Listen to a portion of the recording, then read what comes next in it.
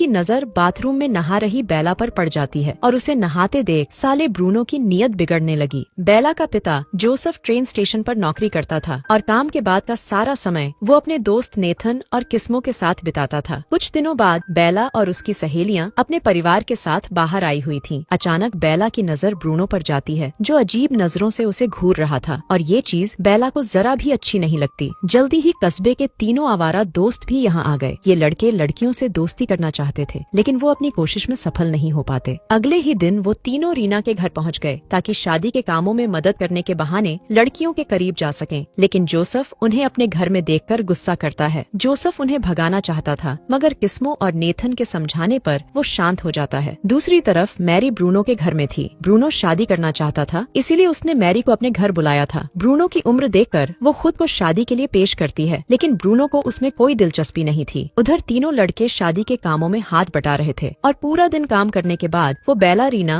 और सोफी से डेट पर चलने को पूछते हैं। इस बार तीनों सहेलियां उनके साथ जाने को मान जाती हैं, क्योंकि उन्हें भी हर हाल में लड़कों से दोस्ती करनी थी ताकि वो उनके साथ अपना खाता खोल सकें। अगले दोपहर एक पागल सा आदमी भागा भागा आता है और सभी को बताता है कि उसने रेडियो पर लड़ाई की खबर सुनी है, लेकिन कोई भी उसकी बात पर यकीन नहीं करता। इसके बाद शाम को जब सभी लोग एक रेस्टोरेंट में बैठे थे, तो वहाँ काम करने वाला रफाल बताता है कि आज हमारे कस्बे में फिल्म स्टार जेनिफर आने वाली है। जल्दी ही पूरे कस्बे के लोग सब कुछ छोड़कर जेनिफर को देखने पहुँच जाते हैं, जो बला की खूबसूरत थी। देखते ही देखते रीना की बहन की शादी वाली रात भी आ गई। शादी में बहुत सारे मेहमान आए हुए थे और इन्हीं मेहमानों में ब्रूनो भी शामिल था। इस पूरी शादी में उसकी नजरें सिर्फ बेला को ही देख रही थी और बेला ने फिर से ये चीज नोटिस कर ली थी। किस्मो के कहने पर फिल्म स्टार जेनिफर भी शादी में शामिल हो गई थी और उसके आने से सभी मेहमान बेहद खुश थे। कुछ मेहमान खाना खा रहे थे तो कुछ मैरी जैसे मेहमान खाना छुपा रहे थे और बाकी बचे मेहमान नाच रहे थे। सभी को शादी का मजा लेते देख तीनों सहेलियां चुपके से एक कमरे में आती हैं। यहाँ उनके आवारा दोस्त पहले से ही उनका इंतजार कर रहे थे। जैसे ही बेला ब्रूनो की आंखों से ओझल हुई तो वो बेचैन होने लगा और उठकर इधर उधर उसे ढूंढने लगा। कुछ ही पलों में उसने बेला के साथ साथ उसकी सहेलियों को भी ढूंढ लिया, जो इस वक्त एक कमरे में लड़कों की बाहों में थीं। ये देखकर वो जल्दी से जोसेफ के पास आता है। जोसेफ के साथ किस्मो और नेथन भी बैठे थे। ब्रूनो उन्हें लड़कियों के बारे में सब बता देता है, जिसके बाद वो तीनों उसके साथ जाते हैं और लड़कियों को लड़कों के साथ पकड़ लेते हैं। लड़के तो डर कर भाग जाते हैं, जबकि लड़कियां अपने कपड़े ठीक करने लगती हैं। रात को जोसेफ बेला को बहुत मारता है और उसे किस्मो की बेटी रीना से दूर रहने को कहता है। जोसेफ का मानना था कि बेला रीना के साथ रहकर बिगड़ गई है। यही हालात रीना के घर में थे। किस्मो भी जोसेफ और नेथन के खिलाफ हो गया था, जबकि नेथन ने भी सोफी को अपनी सहेलियों से दूर रहने की चेतावनी दे दी थी। इन तीन घरों के झगड़े के कारण सबकी नींद खराब हो गई थी। जो दोस्त एक दूसरे के बिना सांस तक नहीं लेते थे, आज वही दोस्त एक दूसरे की शक्ल भी नहीं देखना चाहते थे। ये सब कुछ इनकी बेटियों के कारण हुआ था, इसलिए तीनों ने अपनी बेटियों को घरों में बंद कर दिया था, जबकि तीनों लड़के एक पुरानी बंद फैक्ट्री में छुपे हुए थे। इन तीनों के बारे में रेस्टोरेंट वाले रफाल को ही पता था और वही इन्हें बाहर की सारी जानकारी दे रहा था। देखते ही देखते पूरे कस्बे में बेला, रीना और सोफी के चर्चे होने लगे कि कैसे वो तीनों कुछ आवारा लड़कों के साथ पकड़ी गईं। सोफी इस माहौल से बेहद परेशान हो गई थी, इसलिए उसने कस्बा छोड़ने का फैसला कर लिया, मगर उसकी माँ उसे समझाती है कि उसे लोगों की बातों पर ज्यादा ध्यान नहीं देना चाहिए। बेला की माँ उसे एक बड़ा सा लिबास देती है, जिसे पहनकर वो आराम से बाहर जा सकती थी। रीना के घर का माहौल इन दोनों से थोड़ा अलग था, क्योंकि उसके घर उसकी शादी की बात होने लगी थी। ऐसे ही एक दिन ब्रूनो बेला के घर आता है और उससे उसके पिता के बारे में पूछता है। बेला कहती है कि घर में कोई नहीं है, लेकिन फिर भी वो वहीं पर बैठ गया। बेला पोछा लगा रही थी। ब्रूनो उसे बताता है कि तुम्हें बड़ा लिबास पहनाकर घर से बाहर निकालने का आइडिया मैंने ही दिया था, ताकि तुम आराम से घूम फिर सको। बेला सब समझ गई थी कि ब्रूनो की नजर उसके बदन पर है। बेला उससे दूर नहीं होती, बल्कि इसका फायदा उठाती है। वो टांगे फैलाकर उसके पास बैठ जाती है, जिसे देखकर ब्रूनो खुद पर काबू नहीं रख पा रहा था। वो लहराते हुए कहने लगी कि तुम मेरे पिता से बात कर, मुझे पढ़ने जाने की परमिशन दिला दो। ब्रूनो उसकी बात मान लेता है। उधर रेस्टोरेंट में जोसेफ, किस्मो और नेथन को तनाव में देखकर कस्बे के लोग उनमें सुलह करवाने की कोशिश करते हैं, लेकिन कोई फायदा नहीं होता। इसी दौरान ब्रूनो जोसेफ को अपने पास बुलाता है। वो जोसेफ को सलाह देता है कि तुम अपनी बेटी की शादी मुझसे करवा दो, ताकि तुम्हें और बदनामी ना सहनी पड़े। जोसेफ को उसकी बात पसंद नहीं आती, इसलिए वो मना कर देता है। तीनों लड़कियां अपनी कसम पूरी करने के बारे में सोच रही थीं, जबकि जोसेफ ब्रूनो की बात से परेशान था, इसलिए वो किस्मो के पास आता है और उससे बात करता है। वो समझ गया था कि उसे किस्मो के खिलाफ भड़काने वाला ब्रूनो ही था। सच जानकर वो पहले किस्मो से माफी मांगता है और फिर तीनों दोस्त मिलकर खूब मजे करते हैं। कुछ दिनों बाद ब्रूनो बेला से मिलने उसके घर आता है, लेकिन वो उसे कहीं नहीं मिलती क्योंकि वो तो रीना और सोफी के साथ लड़कों से मिलने गई हुई थी। ब्रूनो जल्दी जल्दी ये बात जोसेफ को बताता है, लेकिन इस बार जोसेफ ब्रूनो पर गुस्सा करने लगा। वो सबको बताने लगा कि इस साले की गंदी नजर मेरी बेटी पर है और जब मैंने इसे रोका तो ये साला मेरी बेटी और मेरे परिवार की बदनामी करने लगा। इसी बीच मैरी वहाँ आकर उन्हें चर्च वाली बात बताती है और कुछ देर पहले उसने लड़कियों को कस्बे से बाहर 3 लड़कों के साथ भी देखा था। मैरी की बात सुनकर तीनों जल्दी जल्दी उसी जगह के आसपास आ गए। यहाँ मैरी ने उनकी बेटियों को देखा था, लेकिन उनके आने से पहले ही लड़कियां वहाँ से भाग जाती हैं और ऐसा दिखाती हैं कि जैसे वो कभी घर से बाहर निकली ही नहीं थी। अगली ही सुबह ब्रूनो ने जोसेफ की बहन को अपने उस घर से बाहर निकाल दिया जो उन्होंने किराए पर ले रखा था। बेला समझ गई थी कि ब्रूनो ये सब क्यों कर रहा है। वो घर में आकर अपना बड़ा सा लिबास पहनती है और फिर कस्बे में से होती हुई ब्रूनो के घर आ जाती है। ब्रूनो जब उससे वहाँ आने का कारण पूछता है तो वो कुछ नहीं बोलती, बस चुपचाप अपना लिबास उतार देती है और ये देखकर ब्रूनो की मौत हो जाती है। असल में बेला ने लिबास के नीचे से कुछ भी नहीं पहना था। उसका खूबसूरत बदन देखकर ब्रूनो की धड़कनें तेज हो गई थीं, जिस कारण उसे दिल का दौरा पड़ गया था। कहानी के आखिर में ब्रूनो की मौत के बाद कस्बे के लोगों की परेशानियां भी कम होने लगी थीं।